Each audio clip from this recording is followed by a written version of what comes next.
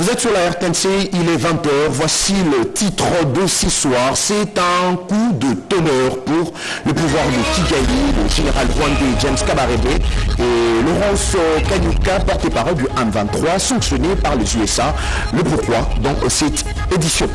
Une question à la une. Combien de fois devons-nous nous réunir pour discuter du cycle prévisible de violence? Nous avons vu le M23 et le Rwanda ignorer le cessez-le-feu sous de faux prétextes. Les USA dénoncent et se disent prêts à œuvrer pour imposer des sanctions contre le Rwanda. À suivre également à la une de ce soir. L'armée rwandaise, selon plusieurs rapports, est à la base de destruction des aires protégées et sites touristiques dans le parti sous occupation. Nous ferons un focus en image sur la rencontre entre le ministre du Tourisme et le diplomate en poste en RDC. Madame, Monsieur, bonsoir. C'est une action qui permet de rendre responsables les acteurs clés de la déstabilisation de la RDC. Après 30 ans d'un génocide oublié, le général rwandais James Kabarebe et Laurent Kanyuka, porte-parole du M23, sanctionnés par les USA. Mais pourquoi dans ces récits signés Oscar Mbalkaï? C'est le début du commencement dans ce que l'on peut qualifier aujourd'hui de feuilleton des sanctions. Les États-Unis d'Amérique, notamment l'Office of Foreign Asset Control du ministère du Trésor, a imposé des sanctions à James Kabarebe, ministre d'État rwandais à l'intégration régionale. James Kabarebe est au cœur du soutien du Rwanda au mouvement du 23 mars M23, un mouvement terroriste désigné par les États-Unis d'Amérique et les Nations Unies, qui a rapidement étendu son contrôle territorial dans l'est de la République démocratique du Congo et est responsable des violations des droits de l'homme. L'OFAC sanctionne également Laurence Kanyuka Kingston, membre senior et porte-parole du M23 et du mouvement AFC, aux côtés des deux sociétés de Kanyuka enregistrées au Royaume-Uni et en France. Pour rappel, à la fin du mois de janvier 2025, le M23 ainsi que la force de défense du Rwanda, RDF, ont occupé Goma, chef-lieu de la province du Nord Kivu, en RDC, dans une bataille qui a causé des milliers de morts et une crise humanitaire sans précédent. C'est avant d'occuper la ville de Bukavu, chef-lieu de la province du Sud Kivu. Pour Bradley Smith, sous-secrétaire du Trésor par intérim, l'action d'aujourd'hui souligne notre intention de tenir responsables les dirigeants clés comme James Kabarebe et Kanyuka qui commettent des activités de déstabilisation à travers le RDF et M23 dans l'est de la RDC. Fin de citation. Et d'ajouter, les États-Unis restent déterminés à assurer une résolution pacifique de ce conflit. Posons-nous à présent cette question: combien de fois devons-nous nous réunir pour discuter du cycle prévisible de violence? Nous avons vu le M23 et le Rwanda ignorer le cessez-le-feu sous de faux prétextes. Les USA dénoncent et s'est dit œuvrer pour imposer des sanctions contre le Rwanda. Hier mercredi, l'ambassadrice américaine accréditée en RDC était avec Jean-Michel Samalukonde, président du Sénat. Janine Kalinga, bienvenue au Sala, et Gilom Piana. Le président du Sénat, Jean-Michel Samalukonde Kenge, a reçu le message de solidarité et de soutien des États-Unis d'Amérique au peuple congolais victime de l'agression rwandaise sous couvert des terroristes du M23 AFC. La diplomate américaine n'est pas allée par quatre chemins pour condamner l'agression rwandaise qui menace la République démocratique du Congo, dont la souveraineté et l'intégrité du territoire ne doivent être violées par un pays étranger. En fait, c'était pour faire la pointe par rapport à les dernières actualités, exprimer notre solidarité avec le peuple congolais et aussi condamnons l'agression rwandaise avec le M23. Nous soutenons fermement l'intégrité territoriale de la RDC. Nous appelons pour un accord de cessez-le-feu, pour un corridor humanitaire pour aider les gens qui sont affectés par la violence et pour que tous les partis reviennent aux tables de négociation dans le contexte du processus Luanda et processus Nairobi. En fait, nous avons dit à plusieurs reprises l'importance de la retraite de toutes les forces rwandaises de la territoire congolaise et aussi que nous avons l'intention d'utiliser tous nos leviers diplomatiques. L'ambassadrice des États-Unis en poste à Kinshasa a insisté sur l'importance du retrait de toutes les troupes rwandaises sur le sol congolais et d'utiliser tous les leviers pour y parvenir. Autre grand titre de ce soir, de défenseurs des droits de l'homme massacrés et tués dans l'est de la RDC, de populations civiles et activistes. Le droit de l'homme traqué par le 1-23, le droit de l'homme bafoué. Paul Nsapou, président de la commission nationale des droits de l'homme, l'a dit à la première ministre Judith Suminwa Tuluka, Chimel Dondon, Pompomba et Joe Patrick Koukou. Chaque jour qui passe, de nombreuses exactions sont commises dans les espaces occupés par l'armée rwandaise sur notre sol. Dans le lot de récentes victimes figurent des activistes de droits de l'homme tués pour leur opinion. Au cours de cet échange de la première ministre avec la délégation de la Commission nationale de droits de l'homme, conduite par son président Paul Nsapou, plusieurs cas de violations flagrantes de droits de l'homme par l'armée rwandaise et ses alliés ont été énumérés. La situation des droits de l'homme s'est détériorée dans le nord et sud Kivu, comme vous le savez, avec des massacres de populations civiles, avec des exécutions sommaires, avec, disons, privation de liberté. Les populations civiles, les activistes des droits de l'homme sont traqués. C'est déplorable puisque nous déplorons les exécutions extrajudiciaires, surtout sommaires, au sein des défenseurs des droits de l'homme, au sein des membres de la société civile. Mais en même temps, le monde entier se demande, mais qu'est-ce qui se passe en RDC? Voilà pourquoi le 25 et le 26, 2 jours, nous organisons un atelier, une conférence pour recevoir les INDH, nos consoeurs, les institutions sœurs, les CNDH d'autres pays, arrivent chez nous, surtout africaines, pour s'abreuver qu'est-ce qui se passe, s'informer, enfin de changer sur les stratégies de contribution au retour de la paix. Et c'est un grand événement puisque nous avons également associé les leaders de la société civile. Dans un élan de solidarité avec le peuple congolais et de lutter contre l'atteinte de l'intégrité territoriale de la RDC, le CNDH d'autres pays veulent aussi prêter leur voix au combat du Congo-Kinshasa en vue d'exposer le mensonge du régime de Paul Kagame dans l'occupation honteuse de Nord Kivu et Sud Kivu. Et pour faire obstacle au dessein de l'ennemi de la RDC, une délégation de chefs de confession religieux était chez Martin Fayoulou, président de l'ECD. Objectif, comment fédérer le force sociale et politique au nom de l'unité Rodépanda. L'heure est grave. Le Congo agressé par le Rwanda. Le salut de la RDC réside dans la conjugaison des efforts de chacun de ses filles et fils dans l'unité pour sauver la souveraineté et l'intégrité territoriale chèrement acquises.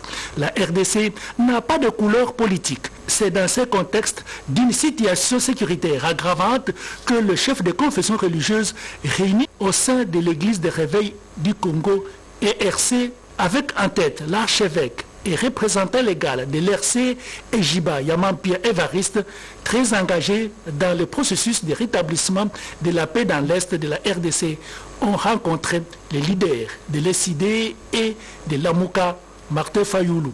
Nous avons eu un élément commun qui dit, si nous ne faisons rien, les générations futures vont nous juger. Les générations diront, ce Congo était uni. Mais comment aujourd'hui on se retrouve avec une partie et sous occupation? Voilà pourquoi nous avons parlé plus de chercher comment fédérer, avoir l'unité des Congolais pour parler d'une seule voix, parler Congo, réfléchir Congo et puis rêver un Congo uni et fort. Le souci du retour imminent de la paix sur toute l'étendue du pays, la priorité de tout le monde. Les idées de Martin Fayoulou, le gouvernement et les confessions religieuses ne compte pas s'arrêter en si bon chemin. La patrie avant tout. Après Mbujimaï, le vice-premier ministre en charge de la défense nationale a mis le cap vers le Sankuru. Il a invité le jeune à s'enrôler massivement pour la défense de la mer patrie. On fait le point dans ces récits de Sandra Nyangui et Jeresto Funge. La jeunesse sankouroise s'est levée comme un seul homme pour répondre à l'invitation du vice-premier ministre au ministre de la Défense nationale et des anciens combattants. Accueilli par le gouverneur Victor Kitenge, le VPM de la Défense nationale a tenu un meeting au stade de Patrice Emery Lumumba, Noir de Monde. Déterminés, les jeunes du Sankourou ont affirmé leur volonté de défendre la patrie, comme l'a exprimé le président du comité provincial de la jeunesse. S'adressant à cette foule compacte, Maître Guy Kabombo Modianvita a rappelé que l'agresseur est bien identifié, les forces armées rwandaises sous couvert des M23 AFC. Il a exhorté les jeunes à rejoindre massivement les FARDC afin de bouter dehors ces terroristes sanguinaires et assurer l'intégrité territoriale. Le vice-premier ministre, ministre de la Défense nationale, a insisté sur la nécessité d'une armée nationale forte, possédant une formation de qualité et une prise en charge exemplaire des recrues. L'unité du Congo, quand nous sommes unis comme un seul homme, personne ne peut nous vaincre. Le tribalisme, nous devons mettre ça de côté. Ceux qui veulent pour diviser les Congolais, vous leur dites que leur place n'est pas dans le sang commun. À l'issue de ce grand meeting populaire, Maître Guy Kabombo Modianvita a accordé une audience aux autorités coutumières du Sankourou, leur confiant la mission de sensibiliser les jeunes jusque dans les villages les plus reculés. Ces derniers ont répondu favorablement tout en promettant de soutenir l'effort de guerre du chef de l'État. À en croire le gouverneur de province, près de 1000 jeunes s'étaient déjà portés volontaires avant l'arrivée du VPM de la Défense nationale. Le Sankourou donne le temps, à travers cet engagement massif. Cette province prouve que la défense du territoire national est l'affaire de tous. Une mobilisation qui, si elle se poursuit à travers le pays, pourrait bien marquer un tournant décisif dans cette guerre imposée à la République démocratique du Congo. On enchaîne. Le vice-premier ministre de l'Intérieur s'emploie à restaurer la sécurité au niveau de la base. Jacquemain Chabani a présidé hier une réunion de sécurité avec tous ses services. Objectif, évaluer la situation sécuritaire générale du pays et de la ville-province de Kinshasa. Bobo Mokonzi. Les Kinois appelés à vaquer librement à leurs occupations. C'est ce qui ressort de la réunion du Conseil de sécurité présidée par le vice-premier ministre, ministre de l'Intérieur et Sécurité, Maître Jacquemain Chabani. Réunion au cours de laquelle la situation sécuritaire de la République démocratique du Congo en général et de la ville de Kinshasa a été passée au plein fin après plusieurs spéculations visant à fragiliser la cohésion des Kinois en cette période où la partie orientale de la RDC est occupée par l'armée rwandaise. Le gouverneur de la ville de Kinshasa, Daniel Bumba, rassure la population quant aux mesures et dispositions sécuritaires urgentes prises pour offrir la quiétude et la sécurité à la population. La ville de Kinshasa est stable, nonobstant quelques faits bénins signalés, de braquage, et puis voilà, des infiltrations non autrement identifiées, mais les enquêtes se poursuivent pour que ces malfrats soient déférés devant les instances judiciaires. Concernant le présumé braqueur, appréhendé dernièrement, le patron de la ville de Kinshasa rapporte que les enquêtes se poursuivent pour mettre la main à ces différentes bandes qui perturbent la quiétude de la population kinoise. Il s'est propagé beaucoup de faux bruits, beaucoup des alertes fausses qui a essayé d'instaurer l'intoxication sur justement les orientations du vice-premier ministre de l'Intérieur pour presser la population de ne pas céder à la stigmatisation, à la division de nos communautés. Les Kinois sont appelés à la vigilance et à faire attention à la désinformation, question d'éviter la propagation de la stigmatisation et division au sein de la population, a-t-il renchéri. Dans un registre similaire, après 3 mois de formation, 46 officiers judiciaires outillés et affectés au commissariat et sous-commissariat dans la commune de Kimmanseke, Bobette Yenga et Anastasie Dombo. Ces officiers de la police judiciaire, après 3 mois de formation, sont dotés de compétences et de connaissances pour faire respecter la justice et protéger les citoyens en ces temps où la RDC est victime de l'agression rwandaise. Financée par l'Agence de coopération japonaise internationale, cette formation s'inscrit dans le cadre du projet P4P en collaboration entre la PNC et la JICA. en vue d'appuyer la réforme de la police nationale congolaise. La République démocratique du Congo traverse une période extrêmement difficile et a besoin en toute urgence de renforcer les structures qui garantissent sa sécurité, sa justice et sa paix. Les commissaires divisionnaires adjoints représentants du général Alonga Boni a dans ce mot invité cette police au changement de mentalité pour une justice équitable. La formation que vous venez de recevoir constitue un investissement durable à vous avec une valeur ajoutée. Votre façon de travailler doit impacter votre environnement professionnel par des actions positives pour servir de modèle à vos collègues et aux jeunes qui attendent rejoindre notre noble métier. La remise des brevets aux lauréats a sanctionné cette manifestation. De preuves accablantes présentées à l'opinion nationale. Plus de 11 000 entreprises du similé au fisc et 935 autres évoluent hors circuit fiscal. Résultat d'une enquête de la Direction générale des impôts sur demande de l'Inspection générale des finances. Faisons suite à l'appel lancé par le président de la République, Félix Antoine Tshisekedi Tshilombo, et répercuté par le vice-premier ministre, ministre en charge de la fonction publique, Jean-Pierre Liaou. Pour faire face à la guerre de l'Est, les femmes des administrations publiques se sont retrouvées mercredi 19 février 2025 en la salle des conférences internationales du ministère des Affaires étrangères pour manifester leur ras-le-bol face à la guerre de la guerre rwandaise dans le pays et l'Est. À cette occasion, elles ont remis au vice-premier ministre Jean-Pierre Liaou leur mémo à transmettre au chef de l'État. En réaction aux pleurs des femmes de l'administration publique, le vice-premier ministre Jean-Pierre Liaou a, au nom de la première ministre Judith Souminois, remercié les femmes de son ressort de grande mobilisation organisée en faveur des compatriotes qui subissent des affres de la guerre de l'Est. Millions de morts, plus même, ça suffit. Pour bien soutenir les forces armées qui sont au front, le vice-premier ministre Jean-Pierre Liaou a annoncé aux femmes de l'administration publique le lancement de l'opération dénommée Ekonzopona Mapinga. J'ai lancé il y a quelques jours l'opération Ekonzopona Mapinga qui consiste à chaque fonctionnaire d'exprimer la vers nos sœurs et frères de l'Est. Venues de tous les services publics de l'État, les femmes ont accepté 5 sur 5 la souscription volontaire à faveur des FARDC.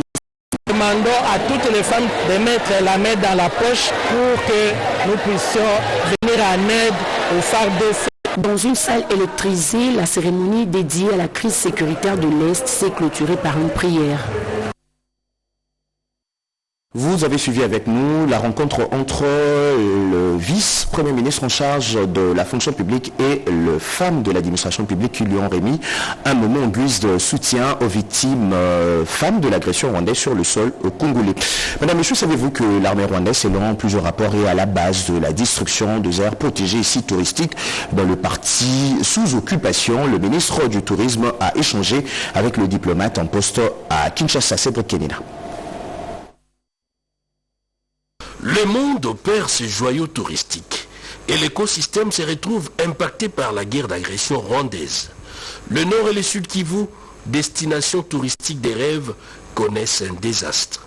Face à ces tableaux moins reluisants, le ministre du Tourisme a réuni les corps diplomatiques et acteurs de premier rang de ces secteurs pour faire le point. Ajoutez à ce nombre les responsables de l'Office national du tourisme. Au niveau écologique, au niveau de l'environnement, les désastres causés par la barbarie sans nom a des effets négatifs sur l'environnement non seulement de notre pays, mais aussi de la planète.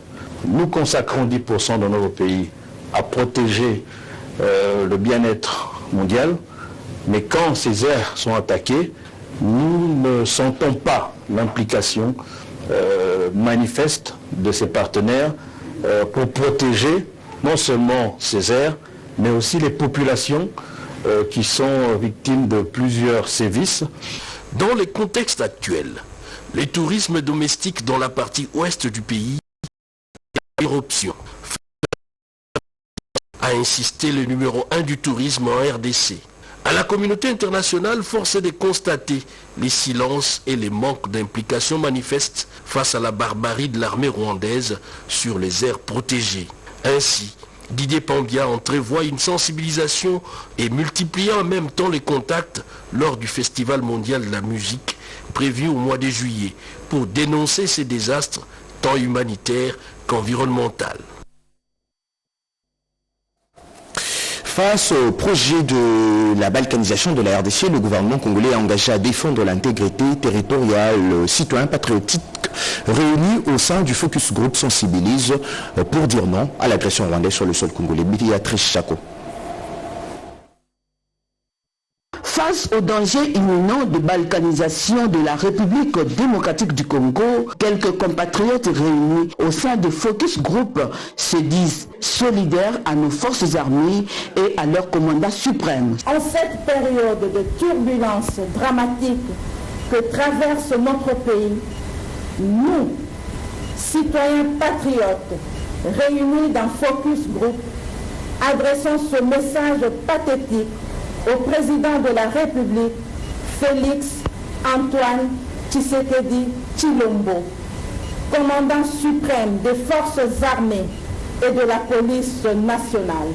Nous le rassurons de notre soutien indéfectible en ce moment difficile afin de conduire avec courage la République démocratique du Congo, notre chère patrie. Notre message s'adresse aussi à nos vaillants soldats de FARDC et nos patriotes Wazalendo qui ne ménagent aucun effort pour défendre l'intégrité de notre territoire national. Peuple congolais, soyons unis comme un seul homme derrière notre chef de l'État et ne cédons pas à des manipulations qui nous divisent. La patrie ou la mort, nous vaincrons.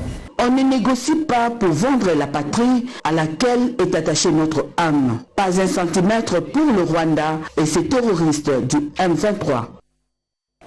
Au Centre culturel et artistique de pays d'Afrique centrale, 5 jours de mobilisation ont permis aux participants de comprendre le pourquoi de l'agression rwandaise sur le sol congolais. Tout est bien qui finit bien. Cet appel à la mobilisation organisé au Centre culturel et artistique du pays d'Afrique centrale contre l'agression rwandaise a été sanctionné par ces mots du directeur général Balou Fubakupa Kanida. Parce que nous sommes de tout cœur et de tout esprit. Le Congo est indivisible. C'est un tout. Il n'y a pas le Congo de l'Est, il n'y a pas le Congo de l'Ouest. C'est le Congo. Quand un corps est blessé, on le ressent dans tout l'organisme.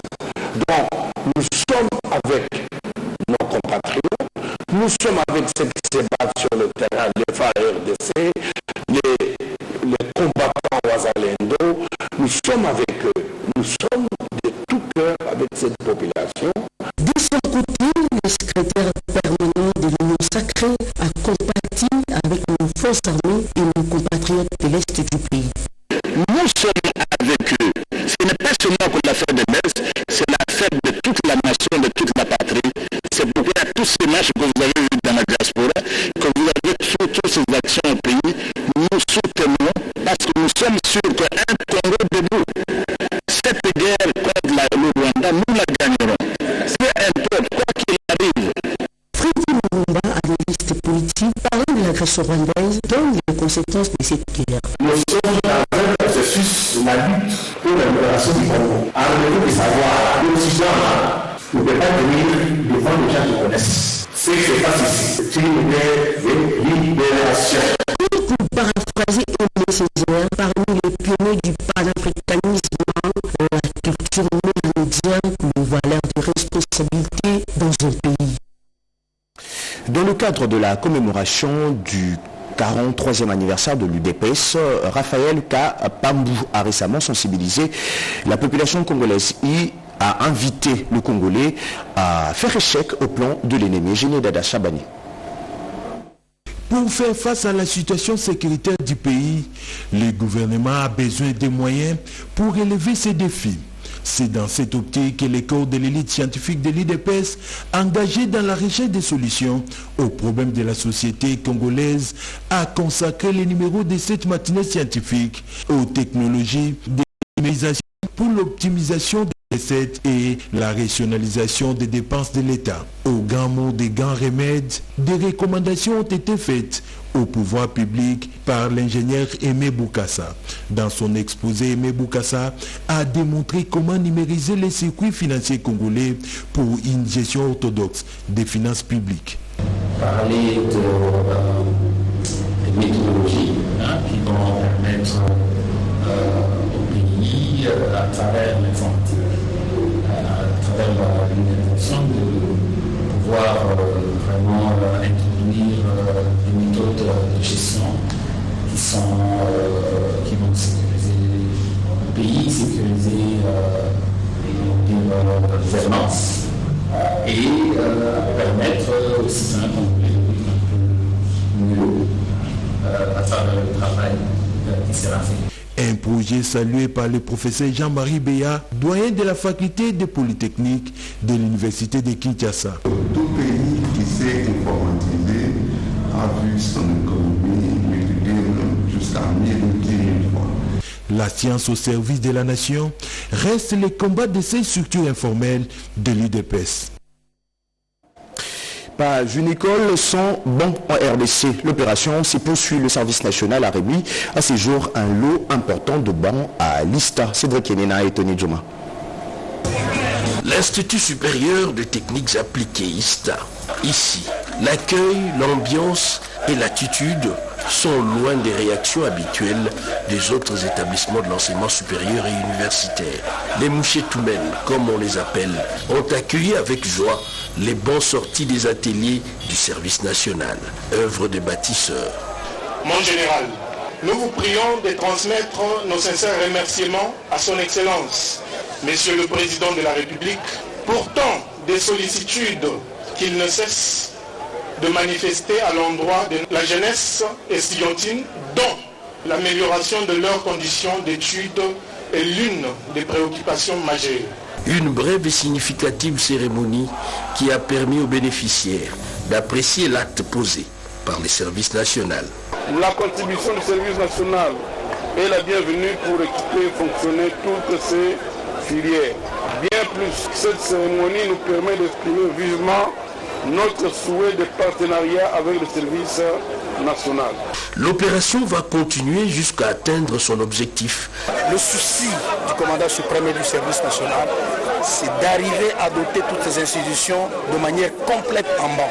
On reviendra avec un deuxième lot jusqu'à ce qu'il ne se pose plus le problème de banc dans les institutions d'enseignement supérieur universitaire et plus tard dans les écoles primaires et secondaires. Avec une telle fréquence, Kinshasa sera l'espace pilote qui connaîtra une nette amélioration des conditions d'apprentissage dans ces écoles.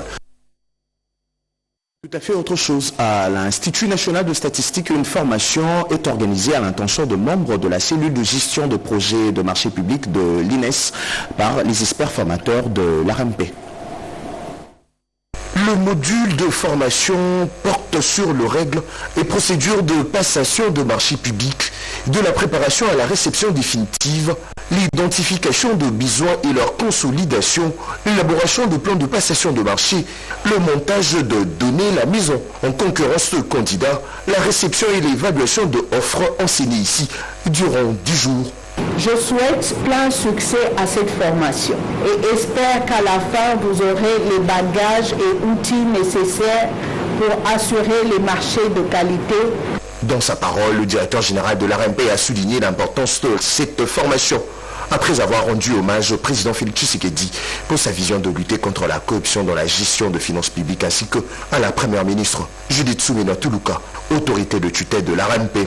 Je vous invite donc à y participer activement et n'hésitez pas à poser les questions pertinentes à vos formateurs afin de tirer le meilleur profit de cette formation d'une importance très capitale pour toute votre carrière. Autre thématique abordée, l'attribution et la mise au point de marché, la gestion de contrats de même que la gestion de conflits issus de la passation et l'exécution de contrats. Nos attentes voudraient que tous les membres de la cellule de l'INES puissent vraiment s'armer pour assurer la transparence et la crédibilité des opérations de l'Institut national de la statistique.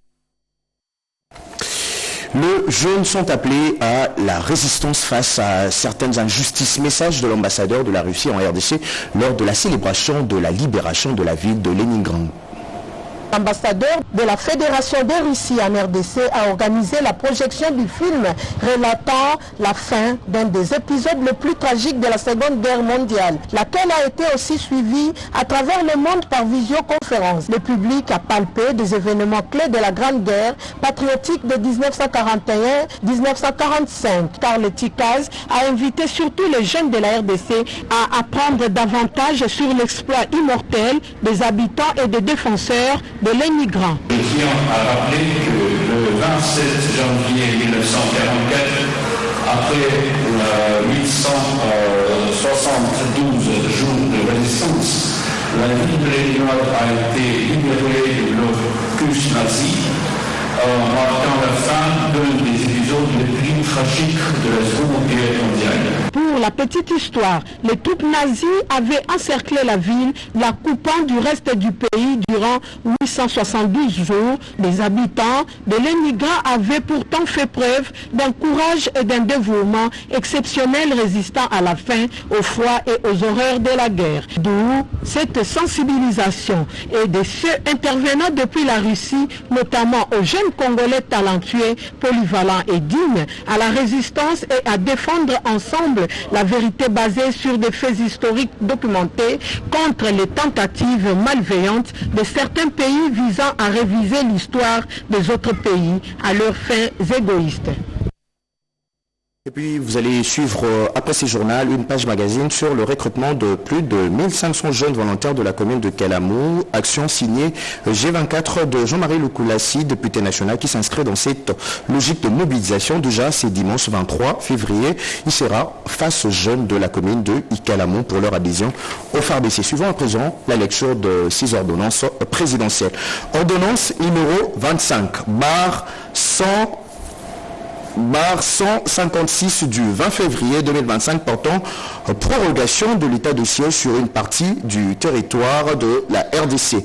Le président de la République, vu la Constitution telle que modifiée par la loi numéro 11/002 du 20 janvier 2011 portant révision de certains articles de la Constitution de la RDC du 18 février 2006 spécialement en ces articles 61, 69, 79, 85, 144, 145 et 156 alinéa 2. Vu l'ordonnance numéro 22/003 du 7 janvier 2022 fixant les attributions de ministères, vu l'ordonnance 24/0022 du 1er avril 2024 portant nomination d'un premier ministre, vu l'ordonnance numéro 24/039 du 28 mai 2024 portant nomination de vice-premier ministre, de ministre d'État, de ministre délégué, de vice-ministre, vu l'arrêt numéro R Constitution 1550 du 6 mai 2021 de la Cour constitutionnelle siégeant en appréciation de la constitutionnalité de l'ordonnance numéro 21/016 du 3 mai 2021 portant mesure d'application de l'état de siège sur une partie du territoire de la RDC, vu la nécessité et l'urgence. Le Conseil des ministres entendu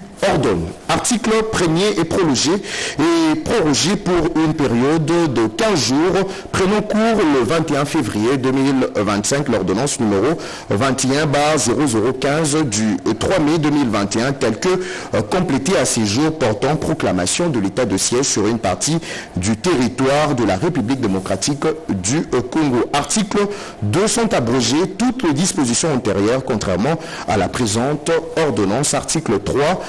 La première ministre, le vice-premier ministre, ministre de l'Intérieur, Sécurité, Décentralisation et Affaires coutumières, le vice-premier ministre, ministre de la Défense nationale et ancien combattant, ainsi que le ministre d'État, ministre de la Justice et garde-sceaux sont chargés chacun en ce qui le concerne de l'exécution de la présente ordonnance qui sort ses effets à la date de sa signature faite à Kinshasa le 20 février 2025. Félix Antoine Tshisekedi Tshilombo, Judith Suminwa Tuluka, première ministre, pour copie certifiée conforme à l'original le 20 février 2025, le cabinet du président de la République, Anthony Kinzo Kamole, directeur de cabinet. Ordonnance loi numéro 25/027 du 20 février 2027 portant autorisation de la prorogation de l'état de siège sur une partie du territoire de la République démocratique du Congo. Le président de la République, vu la Constitution telle que modifiée par la loi numéro 11/002 du 20 janvier 2011 portant révision de certains articles de la Constitution de la République démocratique du Congo du 18 février 2006, spécialement en ces articles 85, 129, 144, alinéas 5 et 145, vu la loi numéro 24/012 du 20 décembre 2024 portant habilitation du gouvernement, spécialement en ces articles 1, 2 et 3, vu l'ordonnance numéro 24/039 du 28 mai 2024 portant nomination de vice-premier ministre, de ministre d'État, de ministre délégué et de vice-ministre, vu la nécessité et l'urgence, sur proposition du gouvernement délibéré en conseil de ministres, ordonne. Article 1er est autorisé conformément à l'article 144 alinéa 5 de la Constitution pour une période de 15 jours prenant cours le 21 février 2025 la prorogation de l'état de siège proclamé par l'ordonnance numéro 21/015 du 3 mai 2021. Article 2 sont abrogées toutes les dispositions antérieures contre à la présente ordonnance loi. Article 3, la présente ordonnance loi entre en vigueur à la date de sa promulgation faite à Kinshasa le 20 février 2025. Félix Antoine Tshisekedi Tshilombo, Judith Suminwa Tuluka, première ministre, pour copie certifiée conforme à l'original le 20 février 2025, le cabinet du président de la République, Anthony Kinzo Kamole, directeur du cabinet. C'était un journal de la rédaction supervisé par Oscar Mbalkaïj, coordonné par Guy Matundu, réalisé par Simon Kakolongo et Jonathan Mbalama, assisté de Nana Mozazebo et Keren Kakolongo. Je vous retrouve demain à 23h pour de nouveaux titres d'actualité. À toutes et à tous, bonsoir chez vous.